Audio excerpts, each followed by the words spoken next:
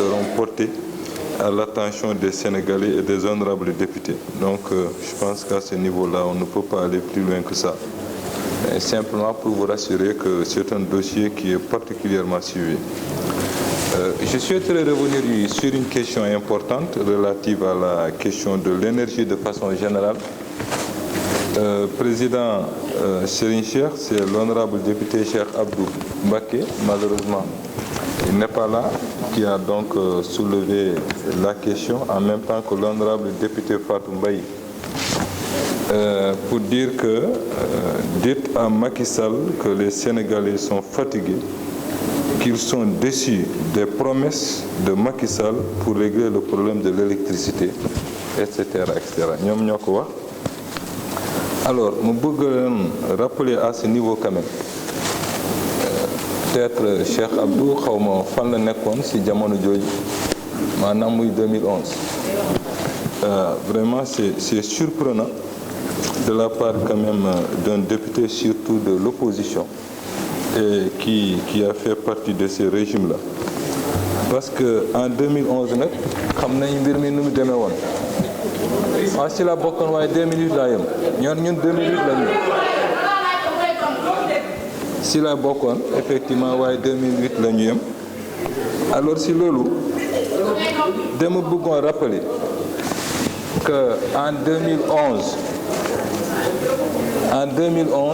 on avait une production qui était très insuffisante. Président Serigne Cheikh dama bëggoon pour ça nga jottali ko suñu député boobu Cheikh Abdou comme l'honorable député Fatou Mbaye d'ailleurs. En 2011 on avait 38 jours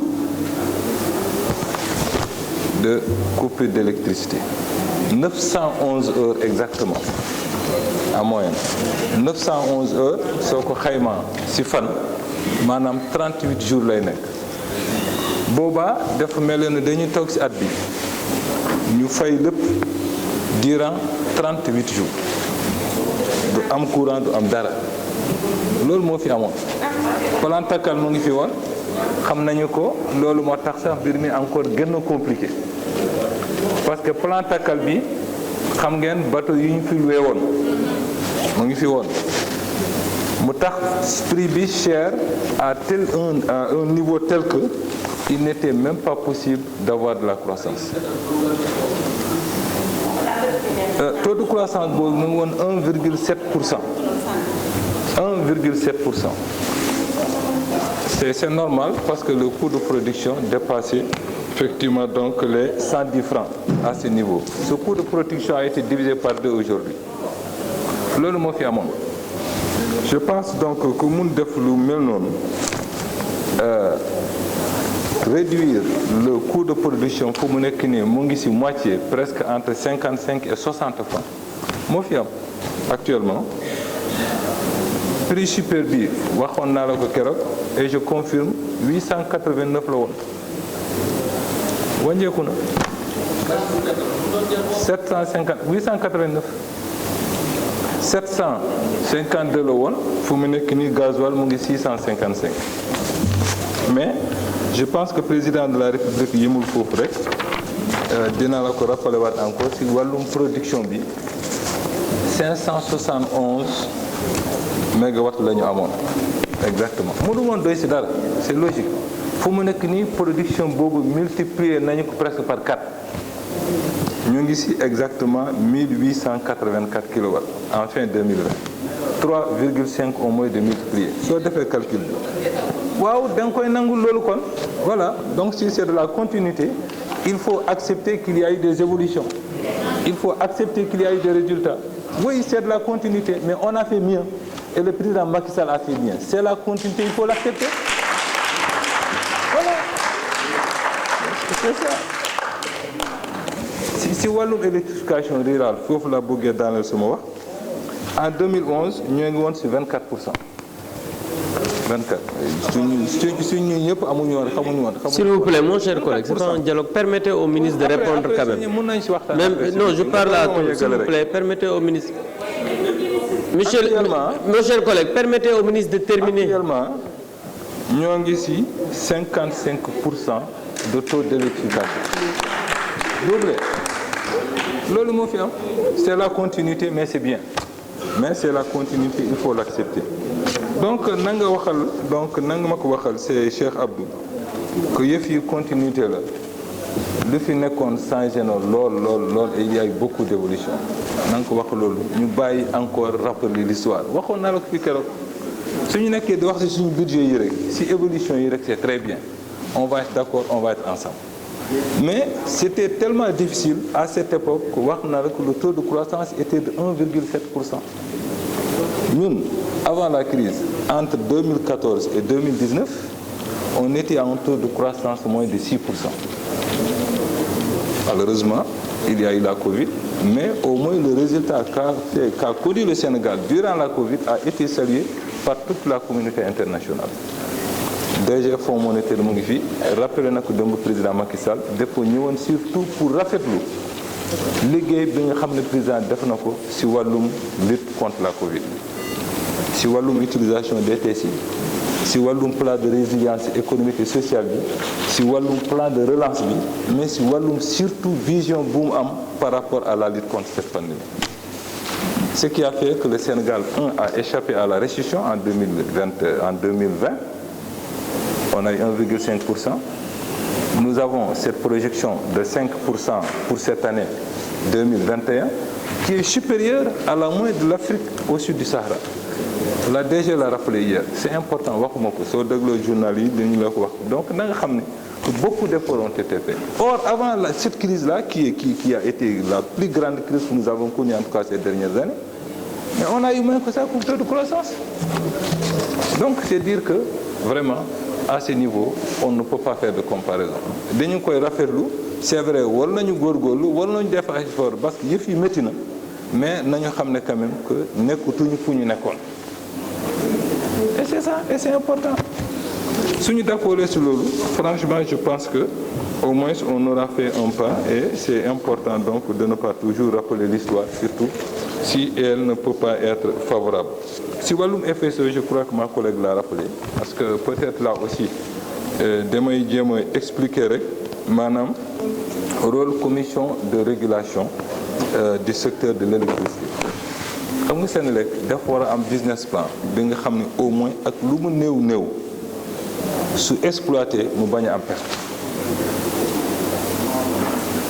Day xayma moom lu mu war a def comme exploitation jaayam fu mu war a toll parce que xam nga seen comme que dañuy jëfandikoo gasoil de façon générale maanaam du fuel boobu am na prix baril bi sur l'international am na le prix enfin le coût de l'argent notamment le dollar qui fluctue tous les jours mais aussi un élément important muy inflation bi ma waxoon loolu yëpp donc dañu ko war a calculer pour xam ban prix la Senelec war a jaay gasoil ban électricité am benn commission bu toog aussi saytu mbir mi mu ne en tout cas si wàllu mën-mën sénégalais yi am na revenu bi nga xam ne waroo ko excéder muy revenu minimum autorisé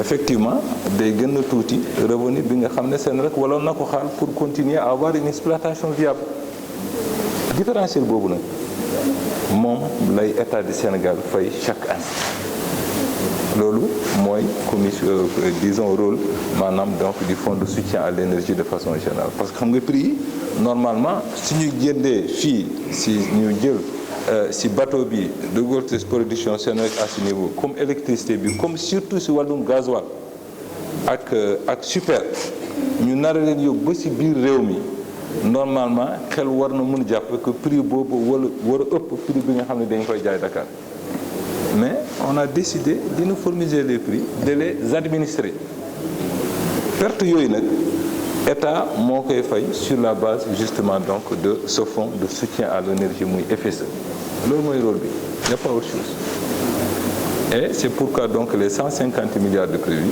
seront totalement virés au niveau du FSE su fekkee ne xaw na ëpp tuuti on va voir comment nous ajuster mais on travaillera en tout cas à ce qu'on puisse continuer à ce niveau-là. Voilà, honorables députés, et donc mes chers collègues, les quelques éléments de réponse que je voulais apporter, je vous remercie. Je vous remercie, Monsieur le ministre des Finances et du Budget. À présent, la discussion générale est close. Nous passons au vote des programmes du projet de budget. Madame la rapporteure, vous avez la parole pour le premier programme. Section 44, ministère du pétrole et des énergies, catégorie de dépenses, programme pilotage, coordination et gestion administrative. Dépenses de personnel, 372 226 000 en autorisation d'engagement, même montant en crédit de paiement. Dépenses de fonctionnement, 370 180 854 en autorisation d'engagement, même montant en crédit de paiement. Transfert courant, 350 millions en autorisation d'engagement, même montant en crédit de paiement. Total programme, pilotage, coordination et gestion administrative, 1 92 406 854 en autorisation d'engagement, même montant en crédit de paiement. Je vous remercie. Je mets au voie la totalité du programme pilotage, coordination et gestion administrative en A et en CP. Quels sont ceux qui sont pour son adoption? Je vous remercie. Quels sont ceux qui sont contre son adoption? Je vous remercie. Quels sont ceux qui s'abstiennent? L'Assemblée a adopté, Madame la rapporteure, pour le deuxième programme. Programme électrification rurale et énergie renouvelable. Dépenses de fonctionnement, 20 243 179 en autorisation d'engagement, même montant en crédit de paiement. Transfert courant, 2 800 millions en autorisation d'engagement, même montant en crédit de paiement. Investissement exécuté par l'État, 160 591 913 446 en autorisation d'engagement, 46 614 852 979 en crédit de paiement. Transfert en capital, 11 440 500 000 en autorisation d'engagement, même montant en crédit de paiement. Total programme électrification rurale et énergie renouvelable, 174 852 656 625 en autorisation d'engagement, 60 875 596 158 en crédit de paiement. Je vous remercie, Madame la rapporteure. Je mets au voie la totalité du programme électrification rurale et énergie renouvelable en A et en CP. Quels sont ceux qui